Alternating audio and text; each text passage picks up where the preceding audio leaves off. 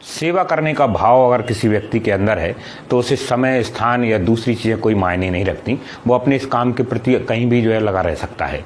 एक बहुत अच्छा वाकया अशोकनगर ज़िले से जुड़ा है जो ज़िले के लिए गौरव करने वाला मामला है। यहाँ के किसान हैं जो आजकल बोहरे कॉलोनी में रहते हैं, कठकिया गांव के रहने वाले हैं, अमर सिंह रघुवंशी। ये अपने बेटे से मिलने जयपुर पहुंचे थे। इनका बेटा रविंद्र वहां काम करता है।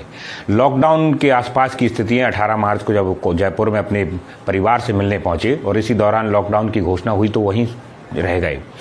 इस दौरान उनका आ पाना जब मुश्किल हुआ तो घर पर बैठे बैठे जब बोर होने लगे तो अपने बेटे से उन्होंने कहा कि जो उनकी मौलिक जो स्वाभाविक तौर पर जो चीज़ें हैं उनके प्रति थोड़े से जागरूक हुए।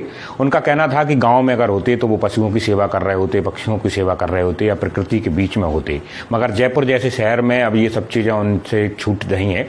इसी बीच उनके बेटे ने उनको गौशाला और दूसरे स्थानों के बारे में बताया। तो इसके बाद करीब 2 माह से लगातार अमर सिंह रघुवंशी जयपुर जैसे बड़े शहर में गायों को और दूसरे पशु पक्षियों को दाना डेल रहे हैं, पशुओं के लिए चारा पानी की व्यवस्था कर रहे हैं।